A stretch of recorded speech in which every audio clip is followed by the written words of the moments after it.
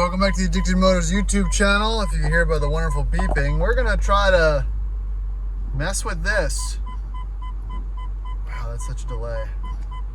It's still in the reverse camera. All right, so if you can see, my reverse camera kind of works. You can see the Volvo behind me, but it's super foggy and faded. So I'm gonna try to remove it and clean it and see if we can't get some of the clarity back. It's probably not too hard. The cameras aren't expensive to replace. But yeah, it's just kind of annoying. If we have some extra time, let's see if we can check it out. All right, to gain access to the rear camera mount point, I'm assuming, you have to first remove this panel. And it's just clipped on there. You can kind of feel it. I really don't want to break it. So I'm gonna put the camera down and try to do it a little more carefully, but there's some clips, some C-clips back there that need to be pulled gently to remove, and then we should be able to gain access. Alrighty, so that is removed. These are the little clips I'm talking about. So one popped out, the rest are all remaining in their location, so that just kind of gives you a little bit of an idea of, what that looks like. But all kind of nice and clean in here. Oh, looks like that's disconnected. Interesting, but here's your wires for the camera. I wonder why that's disconnected. Interesting. I wonder if that's causing some type of battery draw or something. So here's your camera wires in here, but I really need to remove the camera because look how cloudy and gross it is in there. Obviously there's been some water intrusion, so that's gonna be more of the next issue. So let's get in there as well. Okay, so I just realized that this spoiler was not even attached to anything. All the screws are missing, and I went to go find them, but I'll show you where they are. Whoop. So 1, 2, 3, there's your removal points, and then it's just there. So let's disconnect these camera cables, and we'll try to, all right, there's the coax, like the good man said, and we'll try to remove it, I guess, and see what the situation looks like. All right, so we got all that disconnected. So this one I think is the part of the brake light or something, I don't know. And this one is the camera, so I just got them all disconnected.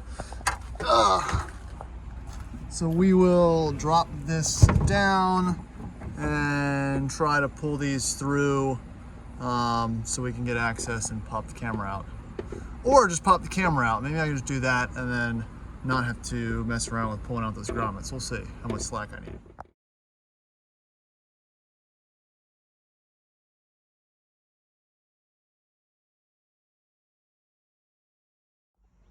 All right, so there it is. Fun fact, this just pops off. Just get a flathead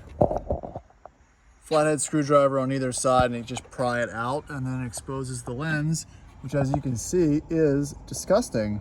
So gonna clean that off, hook everything back up and do a test run to see what the picture clarity looks like. Grab some Windex. I'm sure that's accumulated over a long time, probably a little bit of salt and corrosion in there, but it's still functional. So, if you didn't get anything from this video, it's how to remove the camera if you were to replace it by taking the steps that I just went through. So it's good to know. I will have to find some screws to hold this puppy in because that is shady. So let's clean it off first.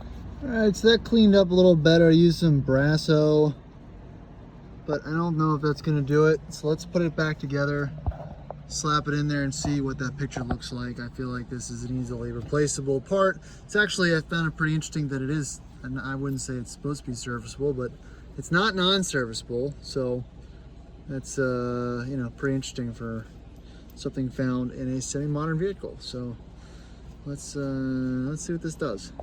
All right, so let's connect the wires and see what it looks like. All right, moment of truth. So yeah, we got a picture. It's not great.